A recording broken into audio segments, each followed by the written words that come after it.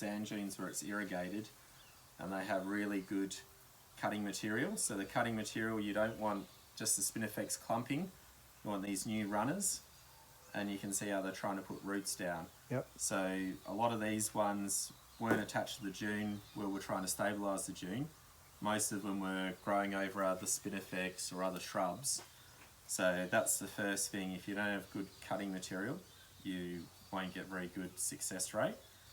When we get the cutting material, it's usually like just that end runner, and I'll cut that off in the dunes there. The next cut is there, and I'll just go through fairly quickly cutting everything up to when we get to the tip.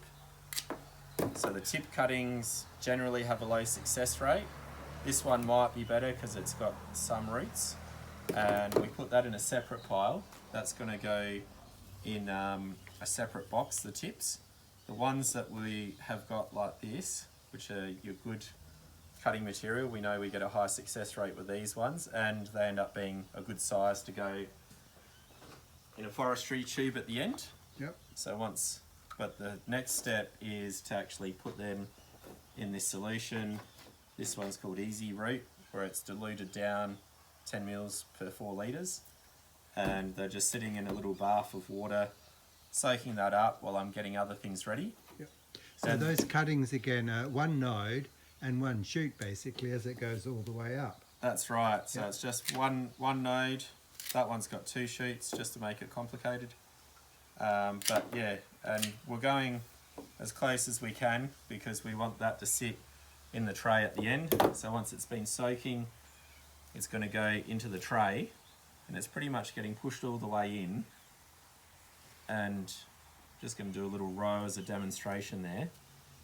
If there's any roots that are on there, they're probably not going to do anything anyway, so you don't need to be so concentrated on that. It's going to shoot new roots. That one's going to shoot new roots from there. And so you just keep doing rows fairly tight like this. Make sure you label it. So I've put the species, the location and the date. I've put on the back that we've used the Easy Root dipping, and then I've put my initials. And that's basically it. The problem with Spinifex is that it can rot. So the perlite's allowing some drainage, but also the moisture. And also the next step, when they go out on the planting racks, they can rot off if they're in just standard potting mix. They need that perlite rich, I suppose, potting mix for the drainage. We've tried other methods of adding more sand, and it makes the trays really heavy. So it's also that this is quite a light thing to carry around for the people. These trays are going to go into the boiler room? Shall we have a look? Yep. So this is our boiler room. We've got the thermostat and the heat bed. That's hot.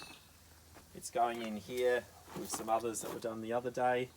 We've got the misters, and we've got an arm that as it dries will water. So, and then our curtain comes down, keep it all in nice and hot. They should take only around 2 weeks in here before they're ready to pot up to then go in the igloo, which we call Spinifex house, and then out on the benches.